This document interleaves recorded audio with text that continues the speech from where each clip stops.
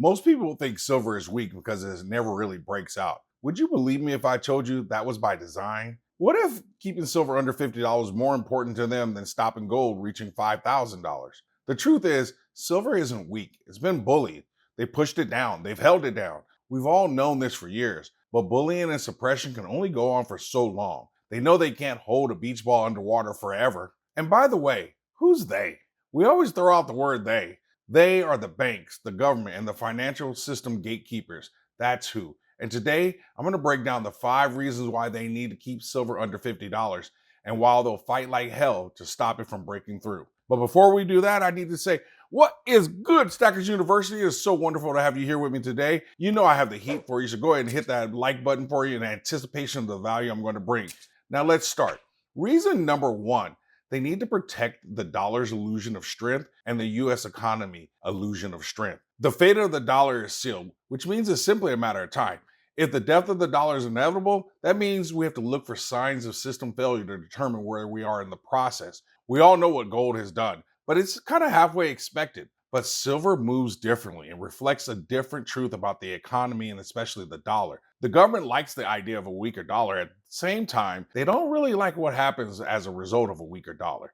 We've already seen the global rotation away from US treasuries into gold, but those are the big fish. But they know that once silver breaks $50 and reaches its all-time high, a new all-time high, the illusion will start to shatter. The dollar isn't strong, inflation isn't under control, confidence is collapsing, job growth is failing, unemployment is going higher, and the whole world sees it. Above $50, and silver sends the official signal that fiat money is failing. It's the only way to understand how and why silver has the largest short position of any commodity on the COMEX. That's not by accident. Reason number 2, to keep the inflation narrative contained. This is where silver's dual role really makes a difference. At $25 per ounce, the price of silver doesn't impact profit margins all that much. But $50 silver is a doubling, and that has real impact, and it further exposes the inflation lie. Almost like oil, silver is in everything, everywhere, but higher input prices will eventually get passed along to consumers in the form of higher prices, higher inflation. So keeping silver under $50 lets them smile on the TV and say, see, inflation is under control, when in reality, silver's price should be a siren blaring across the economy. Reason number 3, it's shielding the banking system from margin collapse. I mentioned that silver is has the largest short position of all the commodities. And let's just talk about that elephant in the room for the moment. Their 8 largest traders are sitting on 350 million ounces of shorts. That's more than 150 days worth of silver production. It's absolutely insane. How in the world could they short that? I don't even understand. Let's not even talk about SLV, the ETF, with 54 million shares shorted. 0 ounces of silver backing them. That's 10% of the fund. Can you imagine what happens when silver hits $50 and it has no overhead resistance? The shorts will get called so hard that it would turn their shorts into G-strings. Did you get that? Never mind. Okay, whatever. The margin call would be insane. That's the point. The system will not be able to handle it. It's quite possible that silver suppression isn't just a strategy, it just might be survival for some banks and ETFs. Reason number 4, got to keep the masses asleep. They need to stop us from waking up and seeing what's really going on. Here's the crazy, psychological part of precious metals, but especially silver. They're giffen goods, meaning that as the price increases, demand actually increases with it.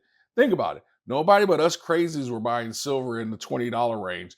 And as price increase, we find it harder to buy, while the general public will only buy more as the price goes up. $50 silver and at an all-time high, silver will then grab the attention of the masses. Silver at $100, that's a front page story. That's people lining up at coin shops, buying because their neighbor's buying. Governments don't mind gold running. It feels like it's for the rich, and they own most of it anyway, so it benefits them. But silver feels accessible to the average person or the quote-unquote common man and woman, and anyone can stack it. And that's why keeping it under $50 keeps the public asleep and unaware, exactly how they like us. Reason number 5 is to block the capital rotation. Now, this is the big one. The real fear isn't retail mania, it's institutional capital rotation.